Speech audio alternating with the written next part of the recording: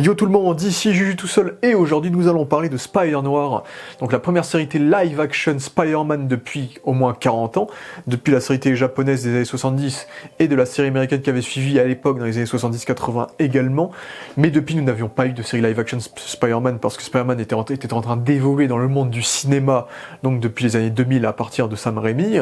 et donc c'est un énième et nouveau projet de la part de Sony qui produisent donc et qui distribue sur Amazon Prime Video en ayant tout diffusé d'un coup. Donc c'est un projet qui est assez particulier parce que c'était pas un projet qui se déroule ou qui fait partie un peu de l'univers un peu Venom, Morbus, Madame Web, qui était l'univers frauduleux qui nous avait fait perdre du temps dans l'exploitation de l'univers de Spider-Man depuis près de 7-8 ans maintenant, mais un projet qui est plutôt relié à l'univers de Spider-Verse, donc des films d'animation Spider-Verse, dans le sens où cette série est plus ou moins un prolongement du personnage du Spider-Man noir que nous avions rencontré dans Spider-Man Into the Spider-Verse, qui était déjà doublé par Monsieur Nicolas Cage. Et donc l'idée est venue de Phil Lord et Chris Miller, donc créateurs de la saga Spider-Verse, également réalisateurs de Projet Dernière Chance, qui ont donc co-créé, on va dire en partie, cette série télé Spider-Noir et qui ont pitché donc cette série à Amazon. Ce projet parmi tant d'autres projets, parce qu'il y avait aussi à l'époque une série Silk, qui est une sorte de Spider-Man asiatique, qui était aussi en développement et pour l'instant ça a été mis en pause ou annulé. Mais voilà, cette première série télé Spider-Man propose un potentiel qui pourrait être exploité dans les années à venir, dans l'idée de peut-être créer des séries sur d'autres types de Spider-Man, dans des contextes, des univers, des genres, des styles différents. Je pense notamment potentiellement une série Spider-Man 2099 un peu à la Blade Runner, ce qui collerait bien parce que déjà Amazon Prime va sortir une nouvelle série Blade Runner bientôt en plus, avec peut-être Oscar Isaac dans le rôle principal, comme ce qu'ils font avec Nicolas Cage, lui qui avait doublé le personnage dans Spider-Verse également. Donc peut-être que c'est l'avenir qu'on aurait dû avoir depuis le début, au lieu de se prendre et de se taper les Venom, les Morbus et les Madame Web qu'on a eu. On a perdu 8 ans et enfin Sony, depuis le rachat de Marvel, Sony nous propose un produit qualitatif, ambitieux, recherché et qui se fout pas de notre gueule cette fois-ci. C'est ça qu'on va dire sur ce projet, donc Spider-Noir, qui n'est donc pas une suite au personnage du Spider-Man noir de 2099 est plutôt un variant, on va dire, du multivers, dans le sens où ce Spider-Man-là n'est pas Peter Parker, on ne l'appelle pas Spider-Man mais de Spider, mais il est quand même joué par Nicolas Cage, et on reprend tout le contexte de celui de Spider-Verse sur cette série télé-là, c'est-à-dire le design avec le chapeau, la veste, et le côté noir et blanc, sauf que là, Amazon a fait en sorte qu'il y ait deux versions qui soient disponibles en couleur et en noir et blanc, mais on va en parler également. Mais Spider-Man noir, c'est surtout un personnage de comics, c'est qu'il y a eu des comics Spider-Man noir qui ont créé l'origine un peu du personnage que l'on a aujourd'hui, et c'est vrai qu'on est très très loin, si on doit comparer un peu aux comics, très très loin du Spider-Man du comics, c'est que là on est vraiment sur une suite, sur une sorte de continuité, sans être une continuité, c'est le paradoxe, du Spider-Man de Into the Spider-Verse, plus que de celui du comics, qui est quand même très très différent, mais on en parlera je pense en spoiler. Et en parallèle de ça, on a donc Nicolas Cage, qui doit être l'acteur le plus âgé de l'histoire à camper Spider-Man, puisqu'il a plus de 60 ans, et donc il campe ce nouveau Spider-Man. Nicolas Cage, qui est un immense fan de comics, il a une très grosse histoire par rapport aux comics, donc ce neveu de Francis Ford Coppola, qui a pris le nom du super-héros Luke Cage pour s'appeler lui-même Nicolas Cage, qui a appelé son fils Kal-El, donc le nom de Superman, qui a failli jouer Superman dans l'univers de Tim Burton, qu'il a plus ou moins joué dans le film de Flash il y a pas si longtemps que ça. Il avait bien sûr joué le Ghost Rider dans 2 films Ghost Rider à qualité variable. Il avait également joué Big Daddy, la parodie de Batman dans Kick-Ass. Donc Nicolas Cage, c'est un peu le seul acteur de l'histoire du cinéma qui a quasiment et plus ou moins joué Batman, Superman et Spider-Man. C'est que le mec, c'est un immense fan de comics et dans les choix, dans les rôles qu'il a pu faire, ça se voit totalement. Mais Nicolas Cage, c'est surtout un immense acteur des années 80, 90, 2000, qui avait une carrière vraiment très prolifique, qui a commencé à jouer dans des films beaucoup plus moyens, voire merdiques, direct ou DVD, durant les années 2000-2010, mais qui depuis est en train de faire une résurgence avec un enchaînement d'œuvres assez qualitatives et assez intéressantes. Je pense notamment à Pig, à Dream Scenario, à Long Legs. Donc là, Nicolas Cage est en train de faire un gros comeback, et là maintenant il est en train de jouer dans sa première série télé, lui qui n'avait jamais joué dans des séries télé, mais qui avait évoqué il y a peu de peut-être continuer sa carrière dans les séries télé, moins au cinéma, parce qu'il estime qu'il a peut-être quasiment tout raconté au cinéma concernant sa carrière, et en plus on a appris que c'est grâce à son fils qu'il a accepté de jouer dans des séries télé, parce que son fils l'a fait découvrir Breaking Bad, et il a compris qu'il pouvait faire des dingueries à la télévision, donc on risque de revoir beaucoup plus Nicolas Cage à la télévision. Normalement, il devrait être le protagoniste de la prochaine saison de True Detective, en tout cas il était en discussion et il l'a confirmé. Et à partir de ce contexte, du coup, c'est une série qui est très particulière et très unique dans la sphère des médias de super-héros, parce que c'était ni une série DC, c'était ni une série Disney Plus MCU, c'est une série Sony Spider-Man, ce qui est la première fois, et c'est la première fois qu'on a ça, du coup, depuis des décennies, on n'avait jamais eu ça. Donc c'est une série série qui est déjà unique dans le panthéon des séries télé actuelles, parce que maintenant les séries de super-héros c'est soit le DCU, soit le MCU, avec des petites exceptions hors DC Marvel comme The Boys et compagnie, mais c'est vrai que c'est une série qui est très à part, notamment dans sa possibilité d'être tournée en noir et blanc et en couleur, et donc vous pouvez regarder les deux versions, et donc en ayant vu la série, je privilégierais quand même plus ce noir et blanc, parce que ça se voit que la série est faite pour le noir et blanc dans la mise en scène, dans le jeu des lumières, des couleurs, dans les contrastes, etc. Même le générique d'intro, peu importe la version que vous regardez, est en noir et blanc. Mais pourtant, la version couleur est quand même cool. C'est que j'ai regardé les deux versions, mais la version couleur est très intéressante. Et déjà, c'est déjà une série qui est déjà beaucoup plus belle que les trois quarts des séries télé qu'on a dans les adaptations de comics. Dans le sens où oui, ça aurait été cool qu'ils aillent jusqu'au bout et qu'ils ne proposent uniquement une série en noir et blanc. Mais en vrai, déjà, je trouve que proposer ce type de série à la fois c'est risqué et pas risqué. C'est que faire une série sur un Spider-Man, ça va faire des vues, les gens vont être super intéressés et tout. Mais version noire, années 30, noir et blanc, c'est quand même extrêmement risqué, donc personnellement je comprends totalement le fait que du coup on la propose en couleur également, mais la version couleur est extrêmement travaillée, c'est que du coup ils se servent de la technique du Technicolor, donc l'époque où on recolorait les films en noir et blanc en couleur, donc ils ont créé des lenses qui simulaient un peu cet effet là dans la version couleur, ce qui fait que les couleurs sont extrêmement pétantes dans la version couleur, c'est que du coup toutes les couleurs ont la même teinte, c'est que vous aurez toujours le même rouge, le même jaune, le même vert, et on va avoir ces couleurs qui vont se mélanger dans plein de séquences, dans plein de décors, qui vont péter de couleurs, et ça va être très très flashy, très très pop, et ça crée presque ce côté comics, hein. C'est que d'ailleurs pour anecdote le comics Spider-Man noir n'est pas en noir et blanc, le coup du noir et blanc ça vient également du film d'animation Spider-Verse, donc je pense que la version couleur c'est aussi bien de tenter, parce que évidemment c'est très intéressant, même s'il y a quand même des fautes de goût qui est nuit à cause du fait que ça se voit qu'ils ont créé ça pour le noir et blanc, c'est que les séquences où t'as des ombres chinoises, les séquences où on te fout des projecteurs à la figure, bah tu vois des couleurs mélangées n'importe comment quand t'es dans la version couleur, là en noir et blanc, ça crée un contraste entre le noir et le blanc, la lumière, donc parfois il y a un côté un peu vomitif de couleur dans la version couleur, parce qu'il y a beaucoup de couleurs, mais à la fois visuellement c'est très intéressant et c'est très unique, et à la fois c'est également intéressant de regarder la série en couleur, donc moi je recommanderais les deux, même si je privilégierais beaucoup plus le côté noir et blanc qui crée une ambiance qui est diamétralement différente et bien plus intéressante et fidèle à ce que l'œuvre nous raconte en tant que pur hommage des années 30. C'est que du coup je vais vous faire une petite partie sans spoiler bien sûr, mais de façon générale j'ai beaucoup apprécié Spider Noir, j'ai été légèrement déçu à mon premier visionnage, parce que c'est vrai que la promo était extrêmement qualitative, des posters absolument parfaits, des trailers super bien montés, etc. Il m'avait bien hypé, et ça montrait beaucoup du Spider-Man dans les trailers. Et au final, j'ai 2-3 défauts qui m'ont un peu dérangé, notamment je trouve que ça manque un peu de Spider-Man justement. C'est que du coup Nicolas Cage il a 1 ou 2 épisodes où il porte pas le costume du Spider Noir, et à chaque fois le Spider Noir apparaît spécifiquement pour une grosse séquence d'action après chaque épisode de façon générale, donc il est pas si présent que ça en Spider-Man, et j'avoue que ça m'a un petit peu déçu quand même si là le questionnement de son identité de Spider, le côté araignée, etc. est très important dans l'intrigue et dans la psychologie de son personnage, mais c'est vrai que je trouve que ça manque un petit peu de Spider-Man, et je trouve que le rythme est un peu bâtard, c'est que je trouve que la série est assez... je trouve que les 8 épisodes sont très bien rythmés, c'est que les scènes s'enchaînent assez vite, et en vérité il se passe plein de choses dans tous les épisodes, en ayant vu la série, il se passe plein de choses dans tous les épisodes en vérité, et ça avance bien. Et l'intrigue est plutôt bien huilée, bien ficelée, sans être extraordinaire, mais ça fait totalement le café. Mais paradoxalement, contrairement à un film noir qui dure 1h30, on est diverti, ça fait passer le temps, etc., c'est vrai qu'on peut trouver ça un peu long dans un contexte de série télévisée de ce style-là. Donc je trouve que le rythme est un peu lent, et je trouve que l'enchaînement des épisodes 1 à 4, ça démarre super bien, mais c'est vrai qu'on peut commencer à s'ennuyer parce qu'on est à fond sur l'enquête, et comme on est sur un contexte d'œuvres noires, du coup si vous savez pas les œuvres noires, du coup ce sont les drames policiers qui ont été créés durant le cinéma des années 20, 30, 40, extrêmement inspirés de l'expressionnisme allemand qui a été importé par les Européens, ce qui fait qu'on a ces jeux d'ombre et de noir et blanc et de mise en scène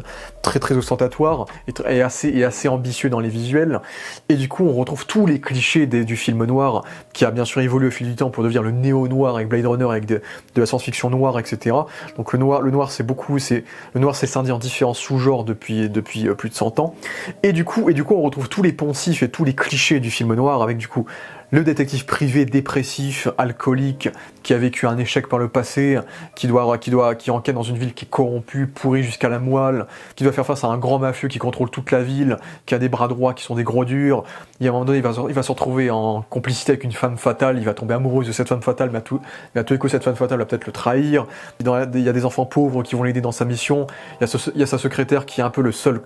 lien humain qu'il a avec lui, etc. Donc on assume à fond les poncifs du film noir, Noir, et je dirais qu'en dehors du coup de cette absence de Spider-Man, et du coup du rythme qui est assez particulier et qui est un poil long, même si je trouve qu'en second visionnage, c'est beaucoup plus divertissant, c'est beaucoup plus intéressant, et je trouve que la série est quand même bien rythmée, c'est ça le paradoxe. En fait, je pense que c'est le format le problème. Je pense que le format binge-watching, ça rend le rythme beaucoup trop bâtard, c'est que je pense que chaque épisode en format hebdomadaire, j'aurais pu en profiter chacun pour le rythme, pour le fait de retrouver ces personnages semaine par semaine, pour les scènes, etc. Alors qu'en enchaînant tout d'un coup, j'ai l'impression qu'il y a des ventres mous, j'ai l'impression que c'est trop rythmé et que l'enquête est pas si fascinante que ça. Mais en vérité, la série est très bien faite, c'est ça le paradoxe, et je pense que le format hebdomadaire aurait été bien plus intéressant, surtout que c'est une série d'enquête et tout,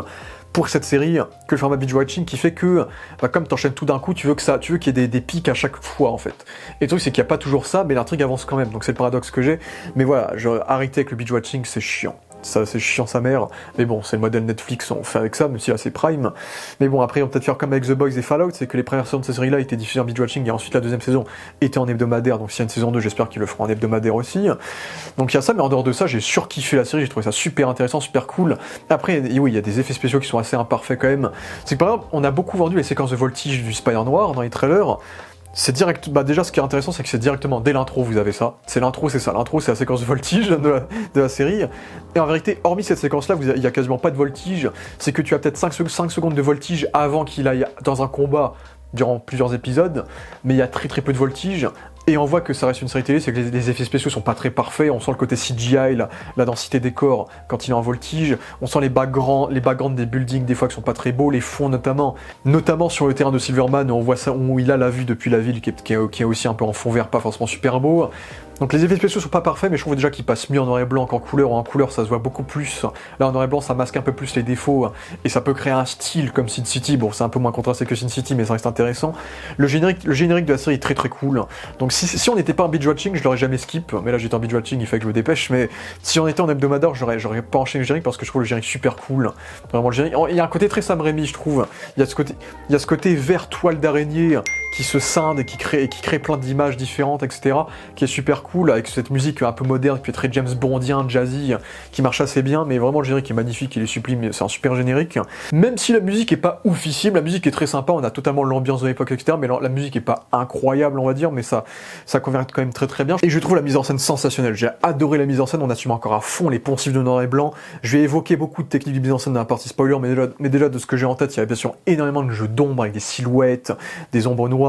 des jeux de miroirs où tu as par exemple un plan avec le personnage de Katardi et donc le personnage de Ben Reilly où il y a son compte, où le face-à-face se fait sur le miroir qui est derrière Kat.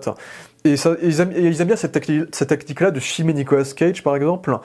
et de faire genre que le plan qu'ils ont filmé en fait ça vient d'un miroir. Du coup t'as un miroir qui est aussi net que le visage qui est en premier plan, etc. Pareil t'as une séquence où ils sont en voiture et t'as le plan du coup du rétroviseur. Pareil ça se voit que c'est un plan qu'ils ont rajouté sur le rétroviseur et du coup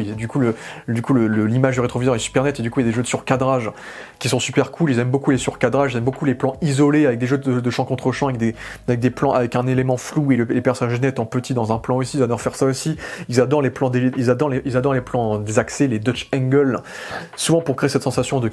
fait qu'il y a quelque chose qui ne va pas, et pour créer ce côté un peu vertigineux du Spider-Man, je dirais, qui est omniprésent dans la série. Il y a tout le temps des plans inclinés, etc. dans la série, il y en a partout pour le coup, ils adorent ça, et bien sûr des gros jeux de lumière où tu as des personnages qui sont face à des projecteurs, à des sources de lumière qui fait que la lumière va totalement ressortir à côté du contraste des ombres, etc. Donc la mise en scène est super intéressante, super bien trouvée, les champs contre champs sont très bien maîtrisés, donc je trouve que la réalisation de la série est extrêmement compétente, et on est loin dans The Boys qui j'ai l'impression est vraiment mis en scène à l'arrache. Là j'ai l'impression que tout a été storyboardé et que tout a été calculé dans la mise en scène, et c'est vrai que tu vois le temps qui a été passé sur cette série, c'est que ça se voit ils ont pas mis 6 mois à faire la série quoi, ça se voit qu'il y a énormément de travail, et je trouve que la mise en scène est assez irréprochable. T'as aussi t'as un moment donné où il y a bien sûr des demi-bonnettes aussi qui sont utilisées, ce qui est super cool. Il y a aussi l'utilisation de split screen des fois qui m'a rappelé un peu le Hulk de Ang Lee, parce que du coup ça fait ce côté comics où du coup t'as des cases qui sont divisées mais qui sont dans le même plan, etc. Donc le côté split screen qui est assez cool aussi, et donc on rend beaucoup hommage à divers genres du film noir, pas seulement le film noir mais aussi le film de guerre légèrement, mais surtout le film de monstres. C'est que du coup il y a beaucoup de personnages qui sont assez monstrueux, on a des références à Boris Karloff, à Frankenstein, et il y a aussi ça qui est super intéressant, qu'on va développer en spoiler. Il y a une séquence d'hallucination qui m'a beaucoup rappelé L'homme qui rétrécit, qui à la base vient d'un film des années 50 aussi, et d'un roman aussi, mais il y a aussi des séquences qui sont très bien faites, qui m'ont rappelé L'homme qui rétrécit aussi, les monstres du coup de la Hammer bien sûr. Il y a a aussi un grand souhait d'essayer d'utiliser le plus d'effets pratiques possible. Il y a une scène d'action avec Spider-Man du coup sur une voiture qui est quasiment fait en effet pratique. Les monstres, les pouvoirs sont en grande partie faits en effet pratique aussi, quand on le peut. Donc je trouve qu'il y a un côté très dur et très vrai. Les décors sont très cool aussi, que ce soit le bureau de Ben Reilly qui a ce petit côté de Jessica Jones avec son nom sur la portière. Le club de Silverman, quand tu la regardes dans la version couleur, il y a des couleurs de partout, c'est vraiment magnifique. Et puis il y a des séquences qui font un peu plus pauvreté à Harlem, par exemple. Donc il y a énormément de décors qui sont très très bien utilisés aussi dans la mise en scène. Donc je trouve que dans les décors, dans la DA, dans la réalisation et dans les scènes d'action, c'est que il y a peut-être moins de scènes d'action que je n'aurais pu l'imaginer, mais quand il y en a, que ce soit la scène de voltige ou les combats sont très imaginatifs. Ne vous attendez pas non plus à des combats dignes des films, c'est que les combats sont quand même beaucoup plus mous que dans les films, on sent qu'il y a quand même moins de budget, que le Spider-Man est quand même beaucoup moins actif et beaucoup moins mouvementé, beaucoup moins jeune, et beaucoup plus faible aussi en termes de pouvoir, il est beaucoup moins fort que les autres adaptations connues de Spider-Man, mais il y a quand même des idées qui sont très très cool dans les scènes d'action, et je trouve que les scènes d'action de façon générale sont très très bien foutues, et ça marche très très bien de façon générale. L'ADA des costumes est nickel, c'est qu'il y a bien sûr les codes couleurs de divers personnages qui correspondent, il y a bien sûr les codes couleurs des personnages quand on regarde la version couleur, Sandman qui est en majorité habillé en vert, Electro / Megawatt habillé en jaune, Thompson lui il est en rouge, parfois Cat est habillé en blanche en référence à Black Cat, blanche et noire, parfois elle est en rouge, elle est en jaune, Silverman qui est constamment habillé en bleu, et puis du coup tu as Ben Reilly qui est constamment habillé en gris puis en noir avec son costume de Spider noir qui est absolument parfait, c'est un des meilleurs costumes de l'histoire des comics, hein. Le costume est absolument excellent, j'ai rien à dire sur le costume du Spider noir justement, et puis il y a la question des droits. Il y a aussi ça. C'est que du coup, la série s'appelle Spider Noir parce que les droits font que, bien sûr, Sony et Disney se partagent les droits, du coup, du personnage de Spider-Man. Ce qui fait que Spider-Man, Disney a le droit de faire des séries d'animation et de mettre Spider-Man dans des œuvres d'animation hors série télé. Là où Sony a le droit de faire des films d'animation de Spider-Man, mais pas Marvel Studios. Marvel Studios ont le droit de faire des films Spider-Man avec Tom Holland, tout en partageant les droits avec Sony, mais du coup Sony n'a pas le droit de faire des films sans utiliser le Spider-Man de Tom Holland en échange, et concernant les séries télé live, je pense qu'ils n'ont pas le droit de créer des séries télé qui s'appellent pur et dur Spider-Man. Ça, ils n'ont pas le droit de le faire. D'où le titre Spider Noir, et d'où le fait que le personnage s'appelle The Spider et non Spider-Man, parce que je pense qu'ils n'ont pas le droit de mentionner les noms de Spider-Man et de Peter Parker dans cette série, parce que à cause des problèmes de droits qu'ils ont entre Marvel et Sony, où je pense qu'il n'y a pas le droit d'avoir d'autres Peter Parker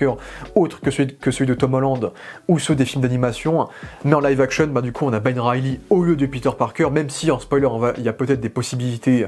que ce soit plus ou moins Peter Parker, mais Ben Reilly du coup dans les comics, Ben Reilly ça reste quand même un variant, après ça reste Peter Parker dans le sens où Ben Reilly c'est un variant de Peter Parker dans les comics, c'est un clone de Peter Parker dont les noms sont les opposés du nom de Peter, c'est qui s'appelle Ben parce que c'était le nom de l'oncle Ben et c'est le deuxième prénom du Peter, et Reilly parce que c'est le nom de jeune fille de la tante May, donc c'est vraiment l'opposé de Peter Parker, et c'est un clone qui va devenir le Scarlet Spider dans la saga des clones, donc ils ont choisi ce nom-là à la place de Peter Parker pour ne pas avoir de problème de droit par rapport à ça, et puis du coup ils appellent le personnage de Spider et non Spider-Man, parce qu'ils ont pas, je pense qu'ils ont pas de l'appeler Spider-Man, et parce que ça rend aussi hommage aux héros pulp des années 30-40 comme The Shadow ou The Spirit par exemple, même Batman, il y a une époque où Batman s'appelait The Bat aussi, donc c'est vraiment la manière dont on appelait les super-héros un peu des années 40-30 à l'époque, c'était un peu les noms qu'on leur donnait, donc je trouve que malgré le fait qu'ils aient des soucis de droit, ça marche super bien. Après, les soucis de droit, on les sent aussi dans d'autres éléments. C'est que par exemple, le personnage de Megawatt, c'était clairement censé être Electro, mais je pense que Sony a dit non. Il y a le patron du Bugle qui j'imagine aurait dû être J.J. Jameson, mais du coup, c'est pas J.J. Jameson. Donc, il y a plein d'éléments par-ci par-là qui font que ils sont obligés de créer leur propre univers avec leur propre lore, tout en utilisant le lore de Spider-Man qu'ils ont le droit d'utiliser. Donc il y a quelque chose qui est assez particulier dans cette utilisation des droits de Sony sur la série. Et en dehors de ça, je trouve que le casting est assez compétent, c'est que Nicolas Cage, pour sa première série télé, qui est un acteur que j'adore, j'aime beaucoup Nicolas Cage, c'est parce que Nicolas Cage, ce que j'aime bien avec lui, c'est que peu importe où il va jouer, il sera toujours à fond, que ce soit dans une merde, dans un film, dans une série, il sera toujours à fond, et cette série ne déroge pas à la règle, il est à fond dans la série, il est à fond, c'est qu'il fait du Nicolas Cage, tout en s'inspirant bien sûr de légendes des années 40-30, comme Humphrey Bogart, Bugs Bunny selon ses dires aussi, et il apporte des nuances à cette version de Spider-Man qui est assez unique et inédit dans ce qu'on a pu avoir du personnage de Spider-Man, et du coup c'est un Spider-Man qui est vraiment unique. Bien sûr il y a ce petit côté The Dark Knight Returns, avec ce vieux Spider-Man qui a pris sa retraite depuis 5 ans, qui est désabusé, dépressif, qui a perdu des gens, et qui doit revenir, et l'intrigue va l'obliger à revenir dans le métier, et à devenir ce héros un peu désabusé, plus vieux, plus affaibli, etc. Donc il y a un peu ce côté histoire de coming out d'un héros retraité qui est assez cool, et qui est un peu peu le type d'histoire que j'aime beaucoup, hein, que ce soit avec Dark Knight Returns, Logan ou les Tortues Ninja, le dernier Ronin, c'est vraiment le type d'histoire que j'aime bien. Donc avoir un Spider-Man vieillissant, c'est quelque chose que j'apprécie pas mal aussi. Mais la série a quand même pas mal d'humour. C'est que dans la vibe, dans la visuelle, j'ai beaucoup de vibe à la série animée Batman des années 90, avec ce côté anachronique noir et blanc, avec les jeux de lumière, etc., le côté noir. Mais j'ai une vibe très Agent Carter dans la série, avec ce côté série d'époque, qui exploite son époque, mais avec aussi l'humour de l'époque, un humour assez léger, et qui est dû à la personnalité de tel ou tel personnage. Donc l'humour n'est pas forcé, l'humour, pour moi, fait vraiment partie de l'ambiance un peu années 40-50 de cette série, qui la rend très agréable et qui fait que j'aurais bien préféré un rythme hebdomadaire plus que binge-watching, parce que le côté humour installé dans chaque épisode petit à petit, ça aurait été plus intéressant qu'un binge-watching, je trouve. Donc je trouve que le ton est très bien géré, c'est qu'il y a de l'humour, mais quand c'est sérieux, c'est sérieux. Et même Nicolas Cage est à fond, il joue énormément de palettes qu'on va développer en spoiler. Mais si vous adorez Nicolas Cage, c'est le moment. Là, il est à fond, il fait vraiment un gros comeback, et là,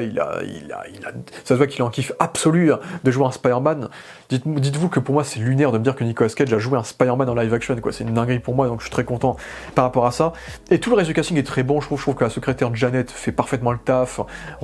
Du coup, la mort de Maurice en Robbie Robertson, il est super cool. Silverman, avec son gros accent irlandais, marche super bien. Brendan Gleeson est assez bon. Même si c'est pas un méchant extrêmement mémorable, et c'est un méchant assez classique, on pourrait peut-être aussi placer ça sur les défauts. C'est que les méchants sont pas foufou. C'est que Silverman, c'est le cliché du mafieux, mais il est pas incroyable. Après, je trouve que Electro, pour le coup, Megawatt, je trouve très très mémorable. Ça faisait longtemps qu'on n'avait pas eu de méchants extrêmement méchants, qui sont juste méchants théâtrales très comics. Je trouve qu'on manque un peu de ces méchants-là dans les adaptations de comics, vraiment juste des méchants très théâtrales, machiavéliques, qui adorent être méchants. Mais à côté de ça, tu as des personnages qui sont un peu plus touchants, un peu plus compréhensifs, comme Sandman et Tombstone, qui ont de très bonnes réinventions par rapport aux comics aussi. Et le personnage de Cat Hardy, donc cette nouvelle version de Black Cat,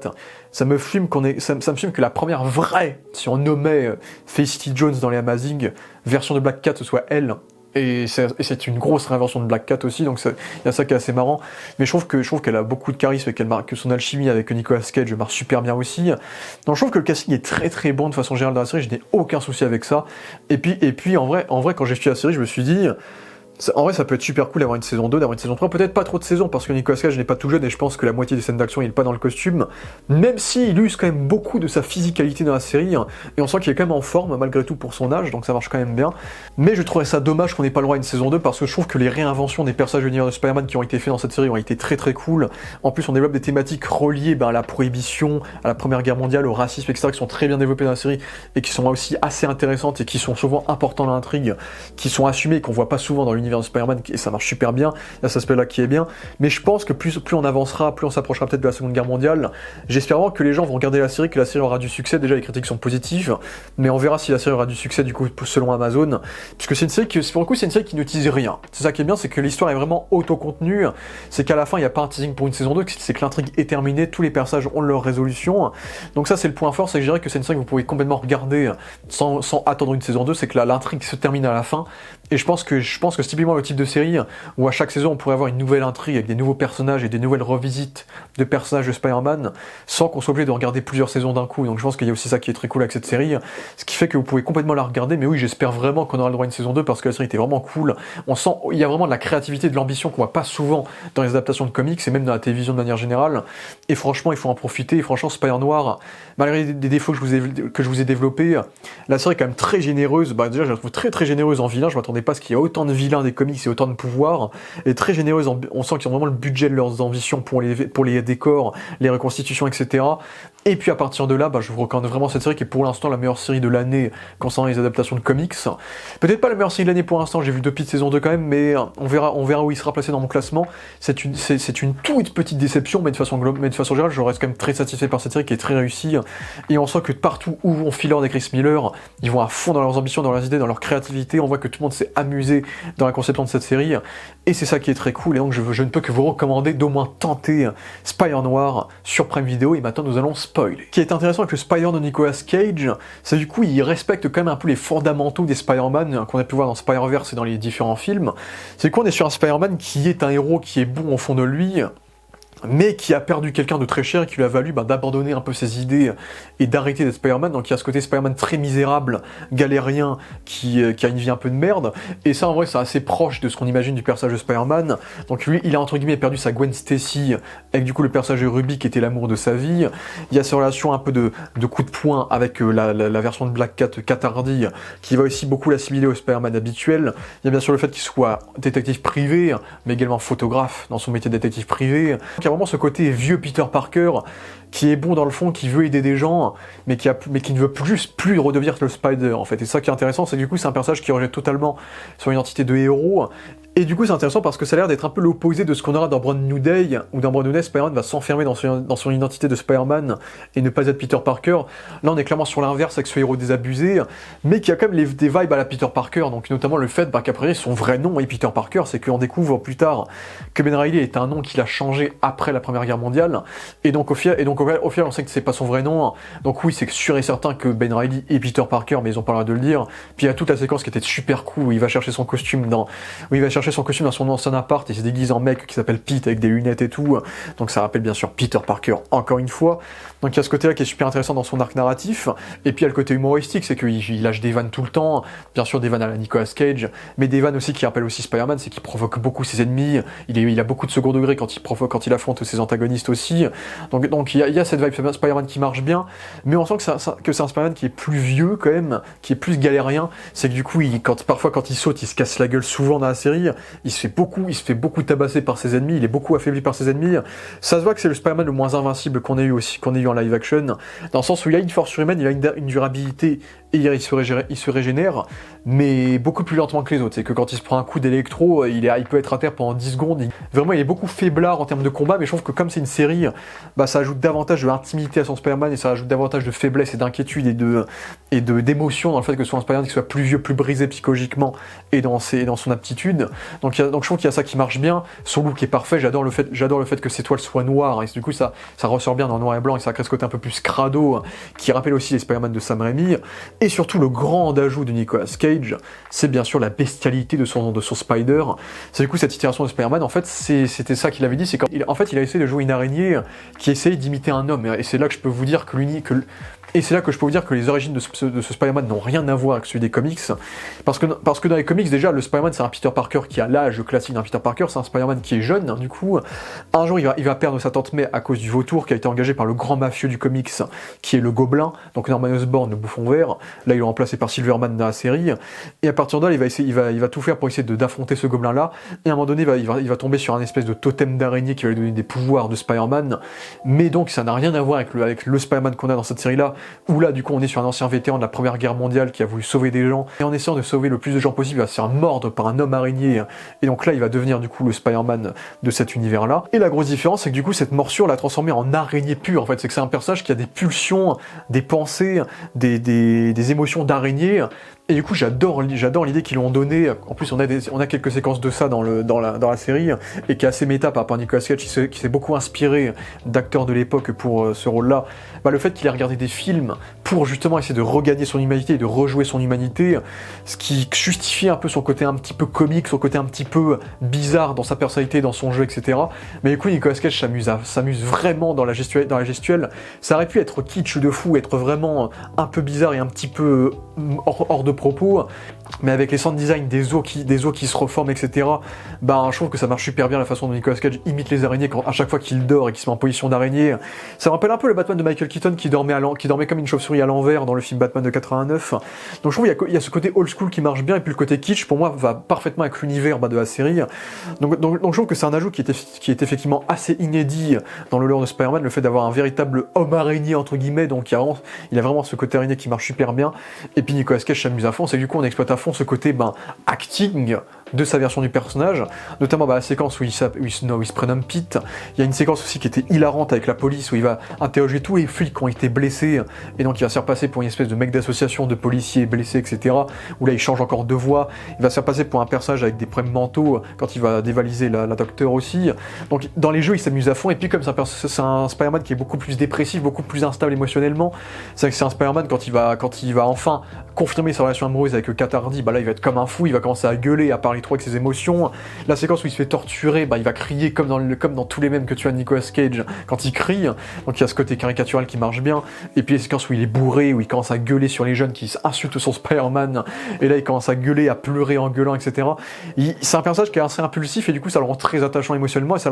et Nicolas Cage s'est amusé parce qu'il joue énormément de palettes d'acteurs dans cette série. Pour le coup ils ont assumé à fond le fait qu'ils avaient Nicolas Cage. C'est que tu prends pas Nicolas Cage pour rien faire avec lui, quoi. C'est Nicolas Cage, quoi. Donc là pour le coup on a du Nicolas Cage et pour le coup il est à fond dans la série, il est dans énormément de scènes, mais pour le coup je trouve qu'il ne vole pas non plus la vedette aux autres personnages. On a le personnage de Robbie Robertson qui est du coup une nouvelle interprétation de ce personnage-là qui était dans les comics, c'est le bras droit un peu de Jameson. C'est un peu le membre du Daredevil qui est un peu le compas moral de Jameson, qui est un peu le mec qui protège Peter des insultes de Jameson. Donc c'est un peu le gentil reporter du Daredevil dans les comics. Et là dans cette série c'est un peu la même chose, c'est un peu le bras droit de Ben, c'est son compas moral, c'est lui qui va essayer de le motiver à revenir dans la rue. C'est aussi ça que j'aime bien, c'est qu'on a tellement d'œuvres où il y a des personnages qui vont convaincre le héros de ne plus être le héros et de vivre une vie normale et d'être heureux. Et je trouve que ça fait du bien de montrer une œuvre où tout le monde réclame le retour du Spire, une œuvre où on sent que le monde a besoin d'un super-héros, parce que on est souvent dans des récits nihilistes où on ne veut pas que le héros revienne pour le bien du gars. Là, tout le monde lui demande de redevenir le Spire, que ce soit le peuple, que ce soit le maire, que ce soit Robbie. Donc je trouve ça cool parce que ça montre l'importance qu'il a dans cet univers-là et ça marche assez bien. Et je trouve que Maurice est excellent dans l'interprétation du personnage. Il a vraiment... En fait, ce que j'aime avec son personnage, c'est qu'il assume tout ce qu'il dit. C'est ça qui est bien, c'est comme c'est un journaliste reporter, il a ce côté très provocateur, il lâche toujours des gros sourires, il va lâcher des petites phrases qui vont vraiment tacler certains personnages, il en a rien à faire, et donc on voit que c'est un très bon reporter qui met ses émotions de côté pour avoir la réponse à ses questions en tant que journaliste, donc il y a ça qui marche bien, et donc il a vraiment de la classe, du charisme, et je trouve que c'est un très bon compas moral, et puis il y a son arc narratif où il essaie de rejoindre le Bugle, qui marche assez bien, mais le Bugle déforme son journal, et il y a cette séquence aussi que je trouve assez fort, où justement il a enfin un bureau dans le Bugle, et t'as tous les journalistes blancs qui le regardent comme si c'était un alien. Du coup, on est dans les années 30, donc il y a tout ce côté aliénation de la population afro-américaine qui est présente. On n'en fait pas des caisses dans le côté-là, mais elle est présente, elle est plutôt bien exploitée, que ce soit avec Robbie ou avec Tombstone, mais on va en parler après. Il y a aussi toute cette séquence où il va payer un majordome noir pour entrer dans un building où les personnes noires n'ont pas le droit de rentrer, sauf s'ils travaillent en tant que majordome. Il y a des petites points thématiques du racisme qui sont assez bien développés par rapport à son personnage, mais en dehors de ça, son trio avec Ben et Janet, ce côté tac au tac, où souvent les trois se moquent de l'un de l'autre, se provoquent, etc. Il y a vraiment cette relation vraiment d'enquêteurs, de collègues enquêteurs qui se tapent dessus parfois dans leurs découvertes, etc., qui marche super bien. Et le personnage de Janet marche super bien également, c'est qu'il y a vraiment ce côté, c'est vraiment la secrétaire des années 50, 30, qui est vraiment très charismatique, qui est un peu une figure maternelle pour le détective, parce que le détective, il prend pas soin de lui, et c'est elle qui va prendre soin de lui, qui va essayer de le redresser dans le droit chemin, mais qui va quand même se faire embrouiller parce qu'il la paye pas, donc il y a ça qui est intéressante.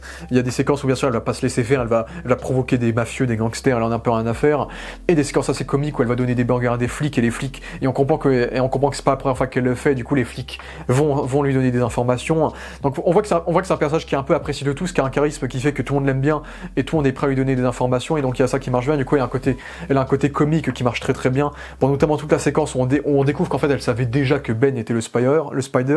Moi je pensais qu'elle le savait, hein. Moi j'avais pas capté qu'elle le savait pas dans la série, ça je l'avoue, mais c'est vrai que c'était assez marrant la séquence où du coup on découvre qu'à chaque fois que Ben était alcoolique, bah elle lui disait qu'il était le Spider à chaque fois, et du coup c'était assez marrant comme séquence aussi. Donc le personnage marchait assez bien. Et puis on a le personnage de Katardi joué par Lee Jun-lee qui est en train d'enchaîner un sacré run en termes de carrière, parce que déjà elle joue que dans des trucs d'époque, puisque du coup elle était dans Babylone, elle était dans Sinners, et maintenant on la trouve dans Spire Noir, et je trouve qu'elle marche très très bien aussi. Bon, j'ai oublié d'omettre le fait que du coup la série est très woke, du coup, mais on en fait pas des caisses. C'est que oui, on a le personnage de Robbie qui est noir, on a Janet qui est latina, on a Katardi qui est du coup d'origine asiatique, etc. Ok, c'est peut-être pas réaliste pour une série qui est dans les années 30, mais on n'en parle pas trop, on va pas en faire des caisses, on va pas se faire des messages un peu progressistes, un peu forcés par rapport à ça. Et je trouve que les acteurs sont bien choisis et fonctionnent dans ce côté-là. Surtout que le personnage de Lee Jun-lee, elle rajoute vraiment ce côté un peu exotique de cette love interest unique qui va crisper tout le monde, et tout le monde va être amoureuse d'elle, ou ce qui est assez intéressant. C'est surtout avec le personnage de Silverman qui va être un peu le personnage qui va l'utiliser comme une poupée, qui va essayer de la posséder, de la contrôler. Donc il y a des séquences où elle est vraiment maltraitée par Silverman, ce qui est assez intéressant. Et à côté, il y a des séquences où c'est vraiment une femme fatale, où on découvre que c'est elle qui a essayé de faire tuer Silverman depuis le début, elle se sert de flingue, elle a peur de personne, et du coup c'est un personnage qui est prêt à atteindre ses ambitions, donc on a vraiment on a le côté femme fatale qui est totalement assumé, avec bien sûr le côté chanteuse de jazz, dans un club, etc. D'ailleurs j'ai bien aimé la séquence où on joue du jazz à Silverman, il trouve que c'est trop moderne pour lui, ça c'était assez marrant par rapport au contexte de la série, mais je trouve que l'actrice marche super bien, elle porte tout le temps des super vêtements, en termes de DA ça marche super bien. Bon, ils ont pas fait le truc du chat à fond. Parce que bien sûr Black Cat dans les comics c'est pas vrai, c'est pas trop ça non plus. C'est que Black Cat dans les comics c'est une voleuse, etc. Mais là elle est quand même inspirée de la version des comics Spider Noir. Dans les comics Spider Noir, pareil, dans les comics Spider Noir, c'est la propriétaire d'un club de musique qui chante dans le club de musique, qui a un love interest qui va la relier à une conspiration par rapport au grand mafieux, qui va avoir une relation avec du coup Spider Noir, etc. Sauf que dans les comics elle devient White Cat après, elle porte un costume et tout, mais ça on va pas jusque là dans cette série. Je trouve que l'actrice fait le taf, que la relation qu'elle a avec Ben Reilly, ou Ben Reilly bien sûr c'est la relation classique du détective privé qui va l'interroger, on sent qu'il va avoir un feeling entre les deux, puis ils vont quasiment les deux tomber amoureux l'un à l'autre. Du coup on va faire la séquence un petit peu Gwen Stacy-esque, où elle va se laisser tomber par terre pour voir si Ben Reilly est bien le Spider. Donc bien sûr on n'échappera jamais à ce type de scène dans l'univers de Spider-Man bien sûr. Et donc bien sûr on crée ce triangle amoureux entre ces deux-là et le personnage de Sandman aussi, ce qui va rendre le personnage beaucoup plus attachant et moins forte émotionnellement, mais plus humaine que ce qu'on aurait pu le penser par rapport au cliché de la femme fatale. Donc il y a ça qui marche bien avec elle, jusqu'à son accomplissement final où c'est elle qui va tuer Silverman et à obtenir sa vengeance et obtenir sa liberté, thématiquement parlant. Et donc la fin qui fait très Casablanca, justement la fin où du coup on te vend cette relation amoureuse entre Ben Reilly et Kat-Hardy, on sent qu'il y a de l'alchimie, que les deux veulent. Pour la première fois Ben Reilly voit qu'il y a de l'espoir pour vivre une belle vie avec quelqu'un, et bien sûr tout ça va se casser quand Kat va préférer revivre avec Sandman, avec Flint, et du coup quitter la ville. Et donc bien sûr il y a ce côté là où du coup Ben Reilly acceptera le fait qu'il sera jamais heureux, qu'il n'aura jamais l'amour de sa vie, et qu'il sera condamné entre guillemets à rester le héros qu'il est, à ne jamais vivre ce bonheur là, ce qui est quelque chose qui fait très Spider-Man encore une fois, la thématique du sacrifice, donc protéger mon amour du coup pour vivre, pour être un héros, surtout que les deux se trahissaient l'un à l'autre, donc c'était aussi justifié par rapport au fait qu'elle était pas fiable, ce qui pour le coup fait très Black Cat des comics aussi. Donc le personnage était assez réussi, et du coup on a le personnage du coup de Flint Marko qui est une réinvention du coup de Sandman, joué par Jack Huston, qui est un acteur que je connais pas beaucoup mais qui était notamment dans le remake de Ben-Hur, qui était dans Fargo, etc. Mais je trouve bon aussi, en fait j'aime bien la voix un peu rauque qu'il a, j'aime bien son design un peu années 30 avec sa moustache, et il est un petit peu inspiré du Sandman du comics, Spider-Man Noir aussi, où dans les comics pareil c'est un bras droit qui fait des gros coups de poing, et il fait pas plus que ça. En vrai dans la série c'est un peu pareil, c'est qu'il a ses pouvoirs de sable, il y a ses effets de sable qui sont faits en effets pratiques, etc. Mais il va pas te faire des massues avec ses mains, tu vois, ça va juste renforcer la solidité de ses poings et de son corps en fait. Donc on est un petit peu plus proche du comics noir que du comics classique par rapport à ses pouvoirs.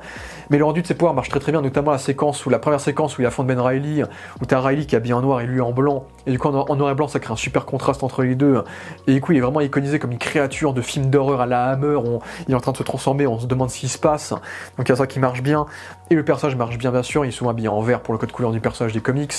c'est qu'on sent qu'il est fidèle à Silverman qui lui a donné une vie, une carrière, mais on sent qu'il est aussi en conflit par rapport à son amour avec Kat-Hardy, le fait qu'il soit fataliste et qu'il soit mourant, donc comme il est mourant, il se dit vas-y je vais profiter de l'argent que Silverman me donne pour vivre ma vie, pour grandir un peu dans le monde et pour enfin être quelqu'un de bien, parce que bien sûr cette série en plus du racisme, cette série critique beaucoup, cette série parle beaucoup de la manière dont on a abandonné nos vétérans après la guerre, c'est quelque chose qu'on a souvent dans ce type d'histoire, mais du coup Sandman, Ben Reilly et du coup Tombstone, les trois personnages ont été d'anciens vétérans qui n'ont pas été bien pris en charge par leur pays et qui ont été abandonnés à leur sort pitoyable, où du coup ils se retrouvent à vivre dans des décharges, à se faire tabasser par la police, à être obligés de s'allier à des mafieux pour enfin vivre une belle vie, à vivre dans l'illégalité. Donc il y a cette thématique là qui est super bien traitée par rapport à la Première Guerre mondiale, du coup dans cette série là aussi. Et donc oui, le personnage de Sandman marchait super bien, j'aimais bien sa confrontation finale avec Megawatt, où justement l'électricité le transforme en verre, du coup donc visuellement c'est assez intéressant. C'est toujours intéressant quand on fait des trucs comme ça avec Sandman, quand on le met dans l'eau, dans le verre, etc. C'est toujours assez intéressant visuellement, ils avaient le budget pour faire ça. Ces scènes d'action sont assez cool, le personnage est assez cool et assez attachant. Donc on retrouve un peu le drame que l'on connaît un peu du Sandman de Spider-Man 3, mais cette fois dans une relation amoureuse, et ça marche bien, et c'est plutôt cool que le personnage ait le droit à une happy end, tout comme le personnage de Tombstone joué par Abraham Popola qui a une giga promotion, parce que le mec il jouait que des rôles de figuration dans Morbius, dans Andor aussi. Il avait joué un rôle un peu plus important dans The Marvels, et là c'est la première fois qu'il a un vrai gros rôle, du coup, dans cette série-là, dans le rôle de Lonnie Lincoln de Tombstone. Tombstone, vraiment, il a le vent en poupe ces temps-ci, c'est que c'est un personnage qui reste quand même secondaire dans la galerie de vie de Spider-Man, mais que ce soit cette version-là ou la version du dessin animé de Disney+, votre fidèle serviteur Spider-Man, on a bien réinventé le personnage et faire des trucs pertinents avec le personnage, c'est ça qui est cool. Bon, dommage qu'on soit pas sur le Tombstone albinos, mais c'est pas grave. Mais du coup, on est sur une grosse réinvention du Tombstone, dans le sens où là aussi, on est aussi sur un ancien vétéran de l'armée, du coup, qui n'a pas été pris en charge, qui vit à Harlem comme un clodo, et qui a une vie un peu osef, et à un moment donné, ses pouvoirs vont commencer à apparaître, et du coup, j'aime beaucoup l'idée visuelle qu'en fait, sa peau dure des comics, en fait, ce soit une espèce de carapace animale, parce qu'on découvre que tous ces personnages ont subi des expériences en rapport avec des animaux et des minéraux, donc j'aime bien le fait qu'on justifie ses pouvoirs par rapport à un côté animal, par rapport à une carapace un peu animale dans son design qui marche assez bien. Et du coup, pareil, il y avait un youtubeur qui avait dit que oui, en fait, la personnalité des personnages est reflétée par leur pouvoir, parce que Megawatt, il est très énergique, très excentrique, là où lui est très calme, très protecteur, et je trouve que c'est une idée qui marche très très bien dans le développement de ces personnages-là. Et du coup, c'est vrai qu'après, le personnage fait pas grand-chose, c'est que c'est vraiment le mec qui accepte de bosser pour Silverman parce que Sandman, son pote, l'aide, mais le personnage a du charisme, il a une belle voix, le gars a une grosse voix, pour le coup, il a une très très bonne voix. Ce que j'ai apprécié, c'est que je m'inquiétais un petit peu par rapport à ça, mais ils ont quand même fait la relation des comics entre lui et Robbie Robertson, bon, différente. C'est dans les comics, Robertson et Lonnie Lincoln, ce sont des amis d'enfance qui vont finir par devenir ennemis, parce que l'un va devenir journaliste et l'autre va devenir gangster. Donc ce sont d'anciens meilleurs amis qui vont devenir ennemis, parce que Lonnie c'était un peu un connard quand il était gosse, lui, alors que Robbie était plus gentil. Là, dans la série ils se rencontrent, au départ ils s'aiment pas trop, etc. Mais à la fin du coup de l'arc de Tombstone, ils vont devenir amis, il va l'appeler brother du coup. Et donc je trouve que c'est une évolution de relation qui marche bien, et c'est au moins cool de moins avoir une version de Tombstone qui est plus ou moins pote avec le personnage de Robbie Robertson, parce que c'est un des points un peu capital des deux personnages dans les comics, c'est leur relation à eux. Donc je trouve que c'est une très bonne invention de leur relation. Sa séquence d'action finale avec Spider-Man a été plutôt cool, il lui a vraiment défoncé la gueule quand il lui met la seringue dans l'œil, c'était assez marrant aussi. Et donc pareil, c'est un personnage qui a le droit à un happy ending, et c'est assez cool pour lui. Et là pareil, on est sur une grosse réinvention de Tombstone, c'est un bras droit, c'est pas le grand mafieux comme un caïd, mais c'était une bonne invention qui marche assez bien, qui était assez touchante aussi, qui développait des bonnes thématiques aussi, parce que bien sûr il y avait la thématique du racisme qui était également reflétée par lui, parce qu'il était à Harlem, il était dans un quartier où t'as tous les vétérans un peu noirs qui ont été délaissé après la Première Guerre mondiale. Et ce qui est intéressant, c'est qu'une fois qu'il se transforme en monstre, il est presque jugé de la même façon que quand il était juste un homme noir normal en fait. Donc il y a ce côté-là il y a ce côté aliénation qui est assez intéressant sur le fait que on voit des gens de différentes ethnies et des monstres littéraux entre guillemets de la même manière, tellement l'homme blanc est corrompu dans sa vision dans cette série. Donc il y a ça qui est intéressant dans son personnage là qui marchait super bien. Et j'étais super content d'avoir enfin un méchant vraiment méchant avec Megawatt. Et ce qui est super marrant, c'est que même si ce personnage là c'est clairement leur version de Electro, c'est que s'il y a une saison 2, ils vont pas faire Electro, c'est clairement leur version de Electro. Il y a ces veines jaunes qui ressortent de sous sa peau, qui marchent super bien. On sent qu'ils ont le budget parce que quasiment toute la série, il a cette bioluminescence jaune dans son corps, donc on sent qu'ils ont quand même le budget pour faire ce truc-là, pour animer ce côté-là. Mais je trouve que l'acteur il est à fond, et ce qui est assez marrant, c'est qu'en fait c'est que le personnage est quand même très fidèle au Megawatt des comics. Megawatt qui est un méchant tertiaire de l'univers Spider-Man qui apparaît que dans un seul comics, et ça se voit qu'on leur a demandé de ne pas utiliser Electro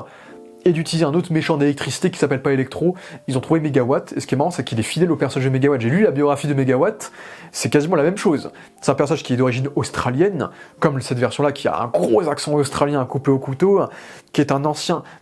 chauffeur de métro, comme dans cette œuvre-là, qui a le pouvoir d'absorber son métabolisme d'électricité quand il touche un objet fait d'électricité, comme dans cette série. C'est que Electro, lui, son corps est fait d'électricité. Là, lui, a besoin de se charger d'électricité dans différents endroits, donc le pouvoir est quand même plus proche du pouvoir de Megawatt que d'Electro, et le fait qu'à la fin de ce comics-là, il devienne une célébrité au cinéma, etc., ce qui va sur le côté excentrique qu'a la version de la série, qui, pour le coup, dans toute la série, cite Shakespeare, cite des citations de films, et on voit qu'il adore la mise en scène, qu'il aimerait être acteur, et qu'il est à fond sur ce côté théâtral, excentrique, etc.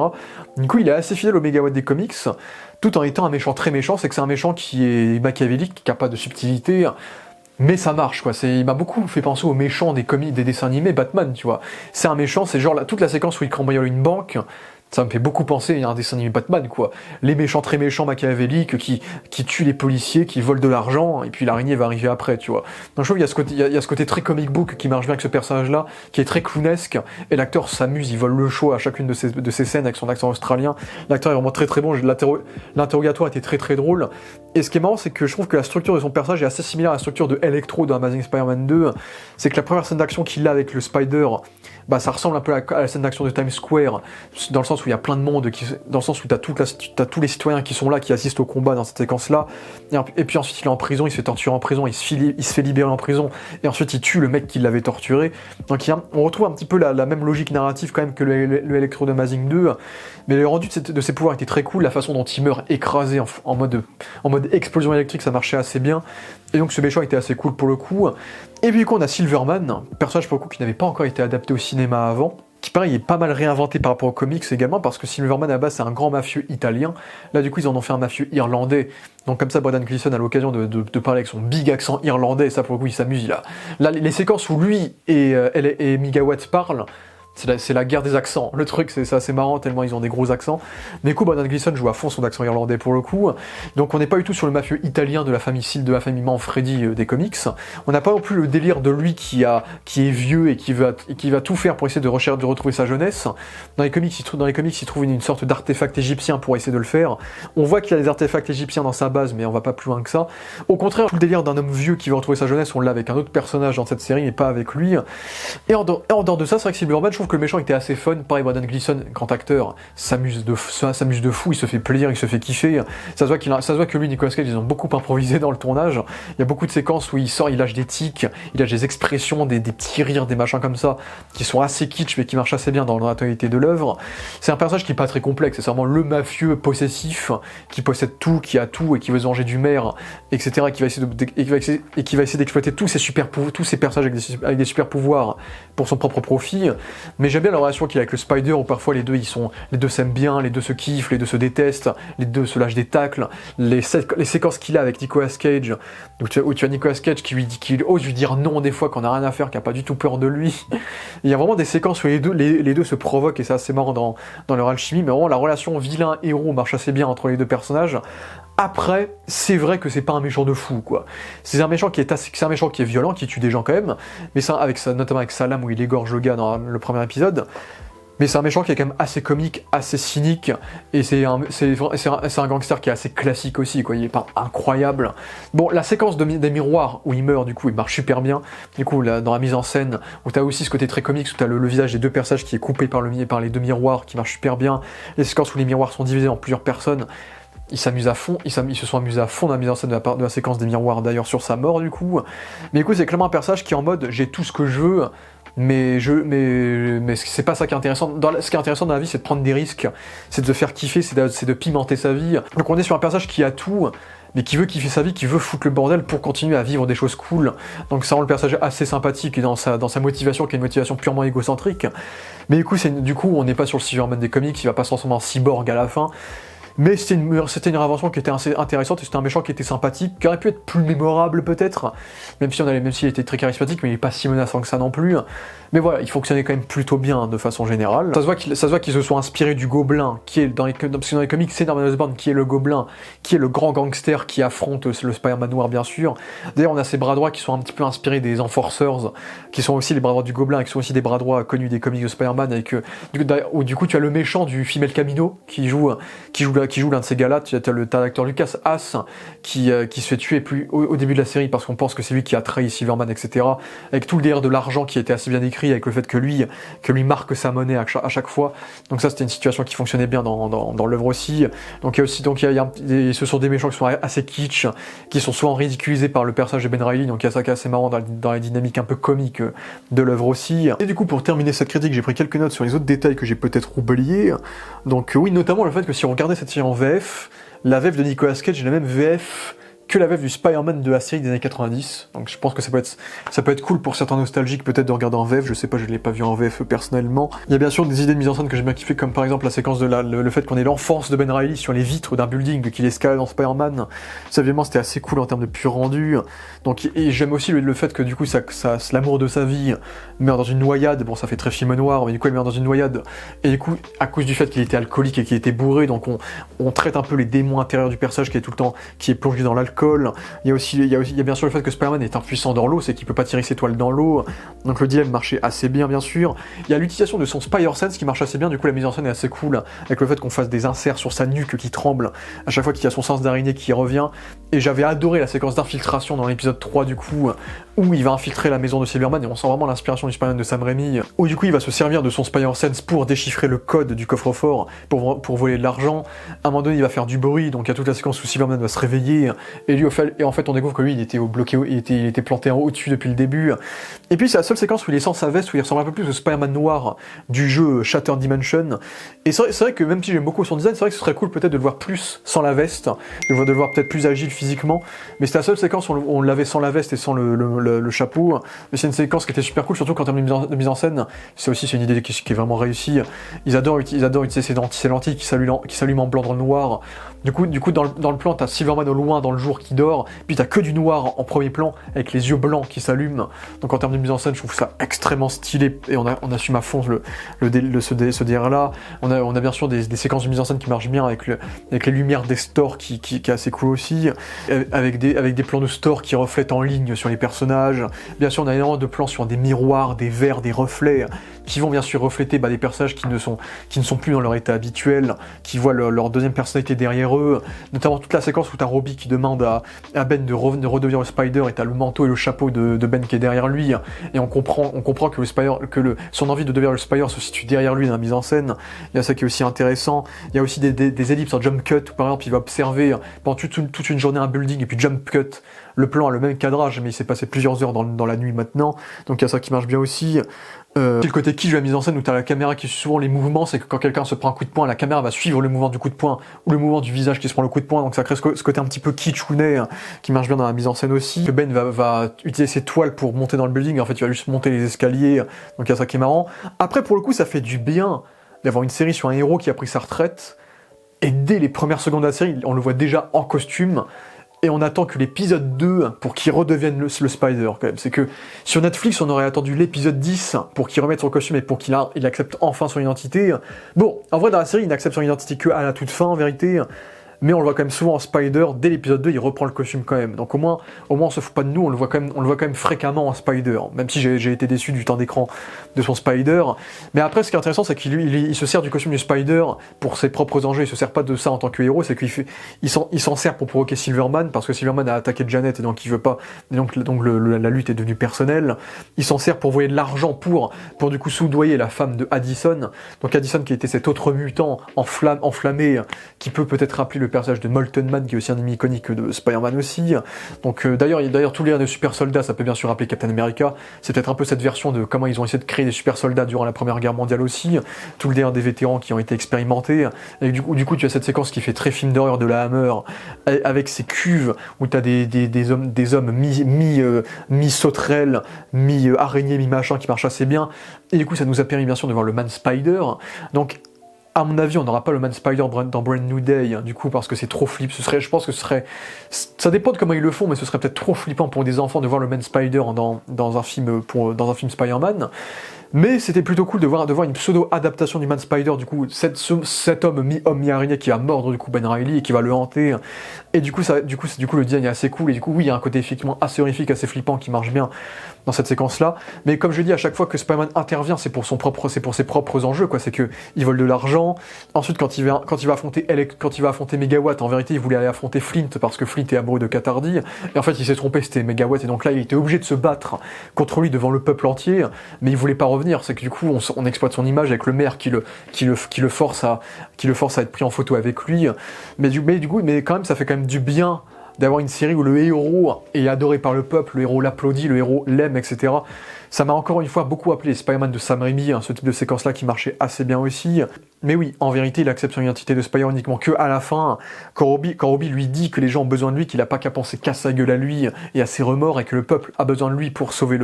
New York. Et quand du coup, à la toute fin, il accepte de donner le dernier antidote à Flint Marko, parce qu'à la base, du coup, il voulait prendre l'antidote pour arrêter d'être le Spider-Man, et pour essayer de vivre une vie normale, et au final, il n'y a plus d'antidote, et le seul antidote qu'il va donner, il va le donner à Flint, et il va accepter sa nature de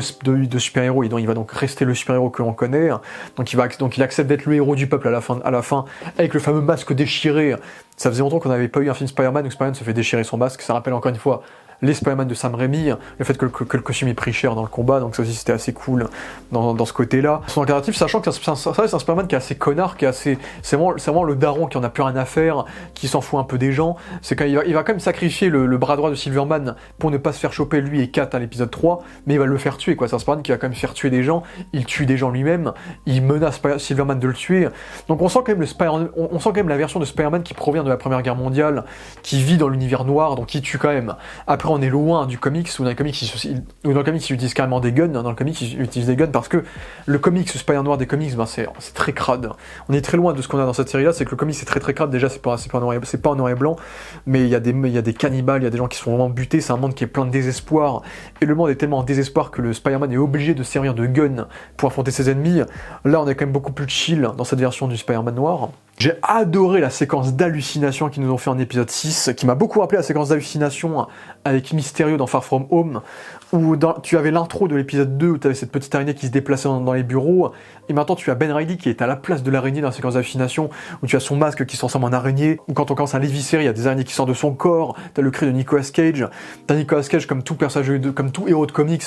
qui va se confronter à la femme qu'il a perdue, qui va se confronter à son alter ego, le Spider aussi, et puis ensuite il va se retrouver, c'est là que ça m'a beaucoup fait penser à L'Homme qui rétrécit, où il va se retrouver en tout petit, du poids d'une araignée, avoir tous ses traumas en taille réelle, et donc là il se retrouve écrasé par le poids de ses actions, par l'alcool, par Kat, par un écran de cinéma qui diffuse les actes qu'il a pu commettre. Donc vraiment la séquence d'hallucination, j'ai trouvé vraiment formidable, et c'est une des meilleures séquences de la série, j'ai absolument adoré cette séquence là, tout comme la gestuelle qu'il y avait dans cet épisode avec du coup Ben Reilly, avec Nicolas Cage qui bouge ses bras de partout, pour créer ce côté monstrueux qui bien sûr rappelle beaucoup la mouche de David Cronenberg, c'était bien sûr l'inspiration également. On a bien sûr des séquences qui font très fenêtre sur cour, on a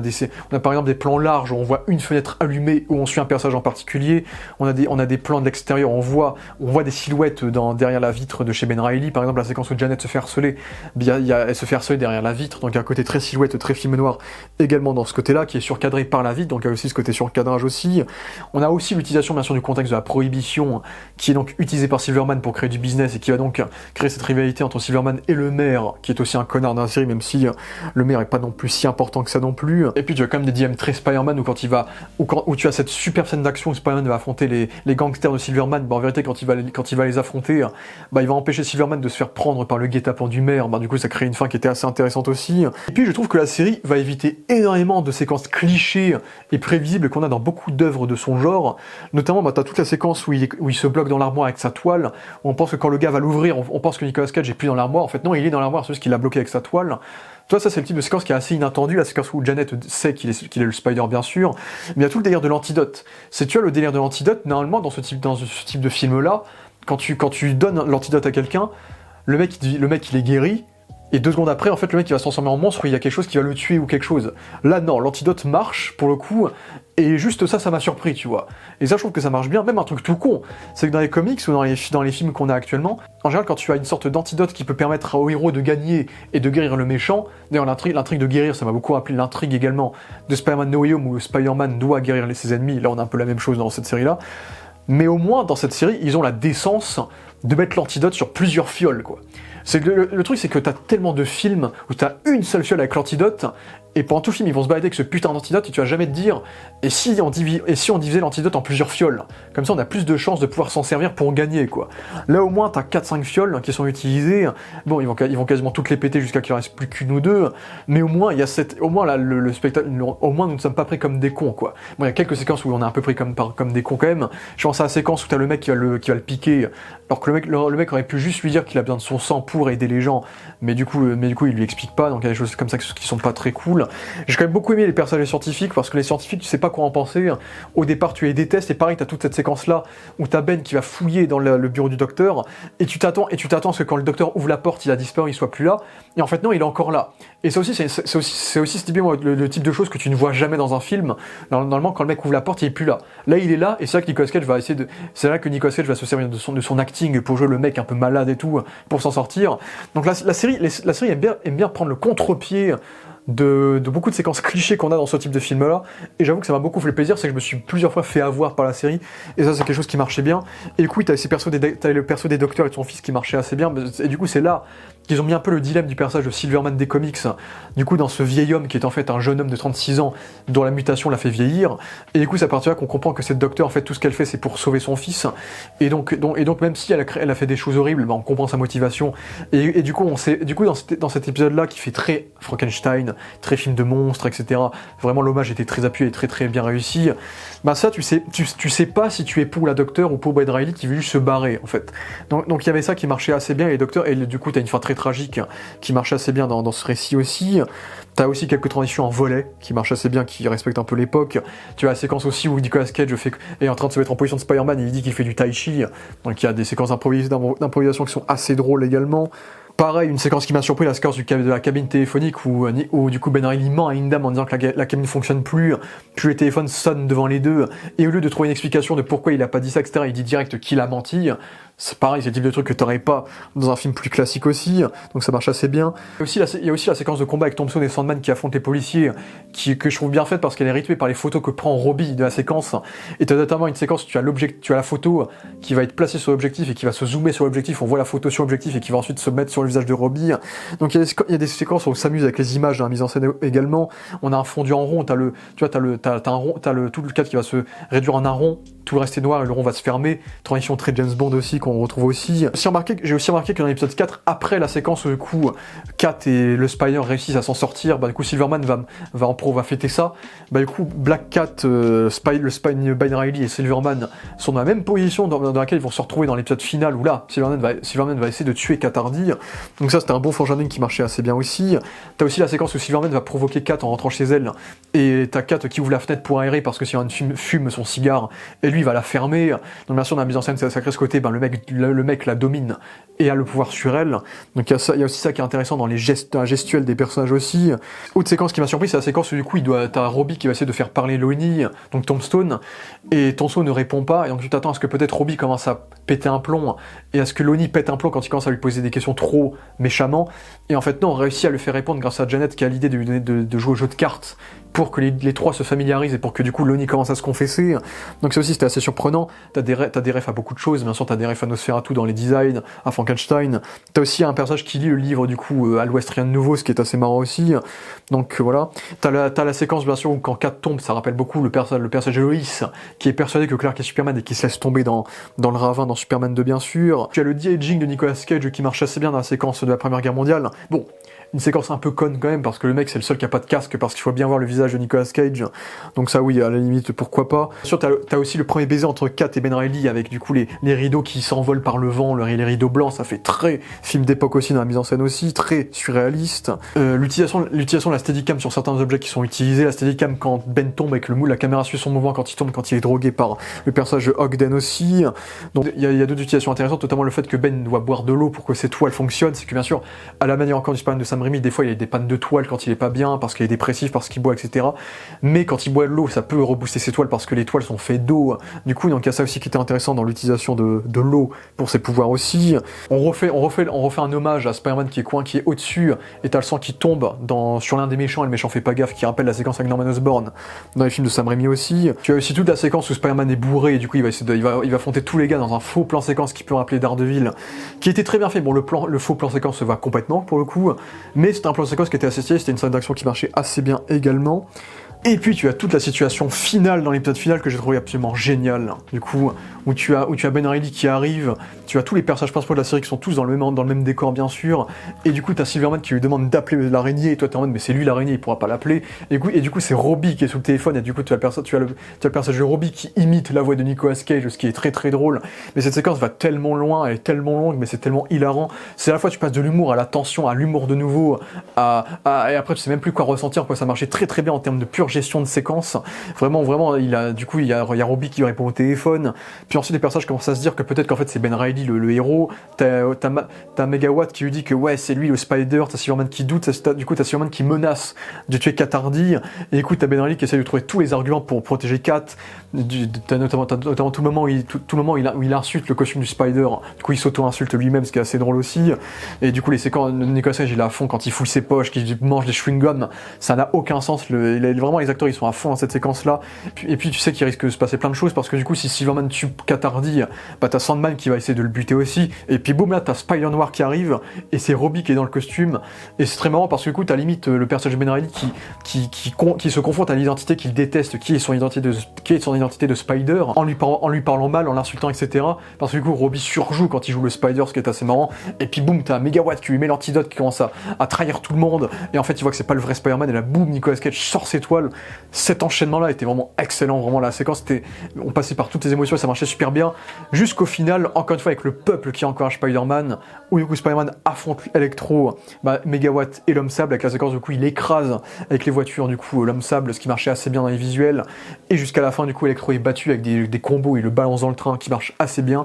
Et puis ensuite la série se termine, Silverman est mort, et c'est intéressant de voir un personnage comme Ben qui essaye de s'isoler mais qui est quand même rempli d'amis, là où Silverman qui est l'homme qui possédait tout, en fait il y a personne qui a son enterrement, donc il y a aussi le parallèle entre les deux personnages qui est assez intéressant. Le petit sidekick de Ben Reilly, donc t'as le petit gamin qui était très marrant parce que du coup il parlait comme un homme adulte, et du coup lui aussi était assez intéressant dans son utilisation dans le scénario aussi, donc il y avait ça qui était rigolo aussi. Donc voilà grosso modo pour Spider-Noir, donc bilan plutôt positif, j'espère vraiment qu'il y aura une saison 2 qui a peut-être un peu plus de budget, parce que évidemment la série est très belle, ils ont vraiment fait la reconstitution est vraiment très bien foutue, et le peu de séquences et les quelques séquences où il y a de l'action est très très bien faite, mais c'est vrai que si jamais saison 2 il y a, maintenant que Ben Reilly assume complètement son identité de Spider, j'espère qu'on aura peut-être un peu plus de temps d'écran pour le Spider, notamment avec ce si beau costume. Donc j'espère que si saison 2 il y a, et j'espère qu'il y aura une saison 2, on croise les doigts, parce que la série, on mérite d'avoir plus de séries de super-héros de ce genre-là que ce qu'on se tape habituellement, notamment sur Disney+. Mais s'il y a une saison 2, j'espère vraiment qu'ils vont assumer beaucoup plus le côté Spider-Man, et en plus ils peuvent utiliser tellement de vilains des comics, quoi. Après ça dépend aussi de Sony, c'est est-ce que Sony ne les a pas laissés utiliser Electro? Est-ce que Sony les laisserait utiliser le bouffon vert? Parce que moi j'adorerais voir une adaptation du Gobelin dans cette série, j'adorerais voir une adaptation du Docteur Octopus qui collabore avec des nazis dans cette série, c'est ce qu'on a dans le comics, j'adorerais voir un Mysterio, un caméléon, ce serait parfait dans cet univers-là, un Hammerhead peut-être en mafieux qui prendrait la place de Silverman aussi, ça peut le faire aussi, donc le vautour cannibale du comic Spider-Noir aussi, le Shocker aussi ça peut bien passer. En vrai ils peuvent tellement s'amuser avec les ennemis de Spider-Man dans cette série, dans le contexte de l'époque, peut-être qu'après ils pourront faire une saison qui durant la Seconde Guerre mondiale avec un Spider-Man qui affronte des nazis, comme le Spider-Man noir de Into the Spider-Verse. Donc en vrai il y a un potentiel qui est assez énorme, et ce qui est cool c'est qu'on peut clairement faire une série avec une affaire par saison, avec des méchants différents, des réinventions différentes, sans qu'on soit obligé de regarder le reste. Donc il y a aussi ça qui est très intéressant. Donc j'espère vraiment que le concept sera davantage exploité, et que pas comme The Boys, Amazon va donner de plus en plus d'argent s'ils font une saison 2. Donc je l'espère, mais en tout cas j'ai vraiment beaucoup apprécié Spider-Noir, ce n'est pas parfait, c'est pas ma série de l'année, mais c'est le type de série qu'on a besoin pour vraiment ressusciter un peu le genre super-héroïque et vraiment nous émanciper de ces années un peu de difficultés que l'on a pu vivre en tant que fan, tout simplement. Donc voilà, merci à tous d'avoir vu cette vidéo, dites-moi ce que vous avez pensé de cette série, est-ce que vous l'avez aimé, apprécié ou pas, et je n'ai plus qu'à vous dire, ciao.